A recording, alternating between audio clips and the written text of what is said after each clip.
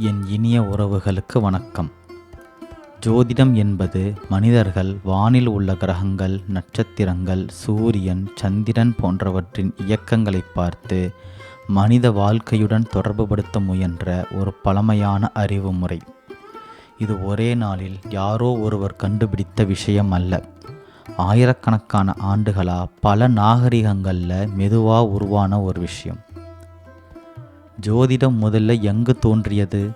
வரலாற்றாளர்கள் கூறுவதன்படி முதன்மையான ஜோதிட முறைகள் மெசபடோமியா, பாபிலோனியா, ஈஜிப்து போன்ற பழைய நாகரிகங்களில் கிறிஸ்து பிறப்பதற்கு 3000 ஆண்டுகள் முன்பே தோன்றியது.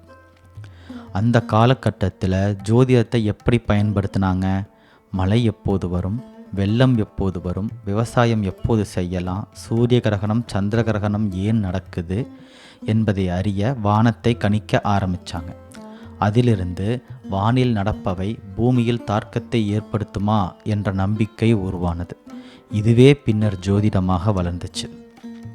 யார் ஜோதிடத்தை கண்டுபிடித்தார்கள்? ஒரே ஒருவரை ஜோதிடத்தை கண்டுபிடித்தவர் என்று சொல்லிவிட முடியாது. பல காலங்களில் வானியலாளர்கள், பூசாரிகள், அரச அரண்மனை அறிஞர்கள் இவர்கள் அனைவரும் சேர்ந்து இந்த முறையை உருவாக்குனாங்க. பழங்காலத்தில் வானியல் மற்றும் ஜோதிடம் இரண்டும் தனித்தனியாக இல்லை, ரெண்டும் ஒன்றாவே இருந்துச்சு. பின்னர் தான் அறிவியல் வானியல் மற்றும் நம்பிக்கை அடிப்படையாக கொண்ட ஜோதிடம் அப்படின்னு இரண்டும் தனித்தனியாக பிறந்துச்சு. ஜோதிடம் இந்தியாவுக்கு எப்படி வந்தது? இந்தியாவில் ஜோதிடம் வர்றதுக்கு முன்னாடி ஆரம்ப காலகட்டங்களில் இருந்தது நட்சத்திர கணிப்பு, காலநிலை கணிப்பு, வேளாண்மை சார்ந்த காலக்கணக்கீடு.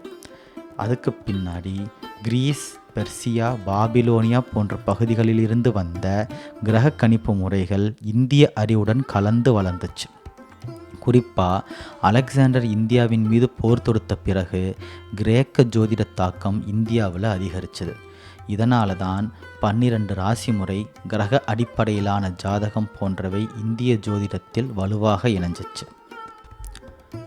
இது மாதிரி இதுவரை யாரும் சொல்லாத, யாருக்கும் தெரியாத விஷயங்களை நீங்கள் தெரிஞ்சுக்கணுன்னு விருப்பப்பட்டீங்கன்னா ஹிந்து மித்ரன் யூடியூப் சேனலை சப்ஸ்கிரைப் பண்ணிக்கங்க.